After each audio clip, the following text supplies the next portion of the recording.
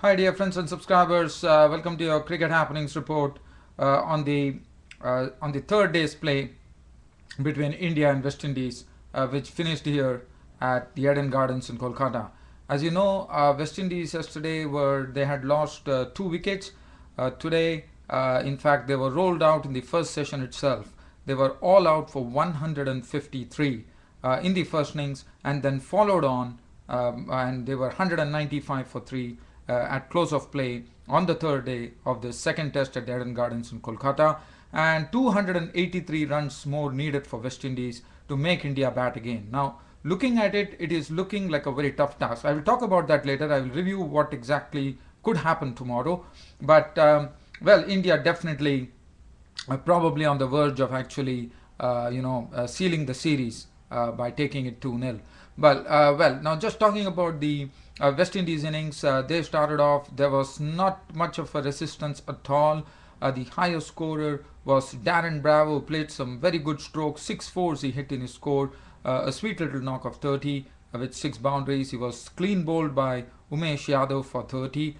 And the ball that dismissed Marlon Samuels was a real beauty from Umesh Yadav, who took 3 wickets. But the way he bowled, that was a ball which actually pitched in, held its line, and you went and spread eagled the stumps of Marlon Samuels, who was really nonplussed when he saw the ball hit the timber. As far as Darren Bravo, but the other blow for them was Shivnarine Chandrapal couldn't go on. They would have definitely banked on Shivnarine Chandrapal to take them through. But Shivnarine Chandrapal trying to play a shot down the leg side, wrapped on the pads, up went the umpire's finger. LBW bowled Ashwin for 4, Shivnarine Chandrapal. Carlton Bog, probably a bit unlucky to be given out. He was LBW bowled Oja for 13. Darren Sammy came in and, made his intentions known by cracking 2 4s and 1 6, but he was caught behind the bowling of Oja for 18. Kemar Roche was run out for 2. Fiddle Edwards LBW bowled Oja for 16 after a brief cameo of 16 balls with 3 4s. Bishu was not out on 8, and that was it. That was the end. Kirk Edwards was LBW bowled Oja for 16, and 153 all out for the West Indies. They had a first target was 431 to avoid the follow on, but the Indian bowlers did a very good job, like Pragyan Oja bowling splendidly, 22 overs, 5 maidens, 64 runs and 4 wickets. Umesh Yadav continues to impress with his pace and his way of bowling, the way he used to generate the swing there. Umesh Yadav 7 overs, 1 maiden, 3 for 23. Ashwin 14 overs, 2 maidens, 2 for 49, and 5 overs, 2 maidens, none for 14 for Ishant Sharma. In fact, the spoils were actually shared by the spinners, not the spinners, Pragyan Oja and Ashwin getting 6 wickets and Umesh Yadav getting 3 wickets. So 153 all out. That made it a very tough task for West Indies, and they had to follow on. They followed on. Following on, Craig Brathwaite was the first to be dismissed. He was caught behind the bowling of Umesh Yadav for 9. It was a good ball from Yadav, which just moved out, and Brathwaite was found wanting there. He had already fished at that delivery, and Dhoni behind the stumps did the rest. So he was the first wicket to go, 23 for 1 when Brathwaite was out for 9. But after that, Kirk Edwards and Adrian Bharat combined into a very, very good stand of 94 valuable runs. And what was very interesting was the play of Adrian Bharat. Adrian Bharat was really attractive stroke play. He was beautifully hitting the ball. He was carving the ball down the offside. He played some very good, drives. Kirk Edwards, the bowlers had the liberty of actually flighting the ball, and Pragyan Oja was doing it with customary regularity. But Kirk Edwards was very good. His defense was very tight, and he was able to really smother the ball, and also his the way he used to play his strokes. One was very good about Kirk Edwards.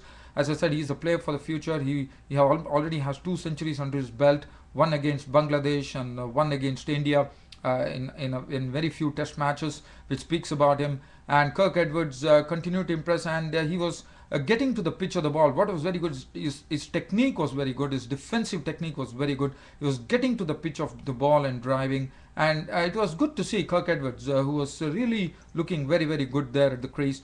Adrian Bharat continued to entertain the crowd with some handsome stroke play there. He made 62 of 105 balls with 10 fours before Ishant Sharma broke that stand by actually having him caught in the slips by Lakshman for 62. So that was the second wicket to go. And after that, another partnership followed with Darren Bravo, dealing in sixes. He hit Pragyan Oja for sixes, and the other end, Kirk Edwards continued to play well. But Kirk Edwards was also a victim of Ishant Sharma. It was LBW ball Ishant Sharma for 60, 6 fours and 1 6. But they did a fine job there, taking the score to 161. 161 for 3 at that stage. And then Chandrapal joined Darren Bravo. Chandrapal just played himself in, and he was not out at stumps on 21 with 3 boundaries. Darren Bravo has been stroking the ball perfectly, not out on 38 with 1 4 and 3 sixes. 195 for 3. West Indies finished with at close of play on the third day at Eden Gardens in Kolkata. So another 283 runs more needed to make India bat again. The bowling figures: Umesh Yadav 10 overs, 1 maiden, 1 for 36. He was very, very impressive with his bowling today. Ishant Sharma 14 overs, 3 maidens, 2 for 41 was among the wickets. Pragyan Oja 11 overs, 3 maidens, none for 37 was flighting the ball very well, getting the batsman forward, and that was what very important, and he was bowling superbly. Ashwin 20 overs, 1 maiden, none for 51. Yuvraj Singh bowled 3 overs for 14. And Virendra Sehwag bowled 4 overs, no maiden, none for 12. So just talking about this match here, India probably on the verge of actually sealing the series before going to Mumbai in the third test on 22nd of November. But what is going to be interesting is that how they are going to how much time they are going to have to take the wicket of Shivnarayan Chandrapal, because he is the key now. Shivnarayan Chandrapal, as you know, is a real veteran of many a test matches, and he could be a real thorn. If we could get some support from Darren Bravo and Marlon Samuels, who is also a classic batsman, if you could hit some form at the right moment, because we definitely saw some very good application on the part of the West Indies. They applied themselves very well.